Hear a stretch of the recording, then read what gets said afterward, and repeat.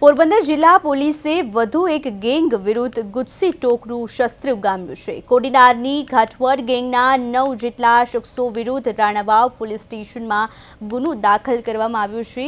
પોલીસના જણાવ્યા પ્રમાણે આ ઘાટવડ ગેંગે અત્યાર સુધીમાં ગીર સોમનાથ, સાબરકાંઠા, જામનગર, રાજકોટ ગ્રામ્ય, સુરત ગ્રામ્ય, પોરબંદર જિલ્લાની હદ વિસ્તારમાં અલગ અલગ શહેરો, ગામ અને વાડી વિસ્તારમાં ઘરફોડ ચોરીઓ કરી છે।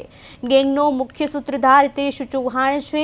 આ ગેંગ વિરુદ્ધ લગભગ 40થી વધુ ગુનાઓ પણ દાખલ થયેલા છે।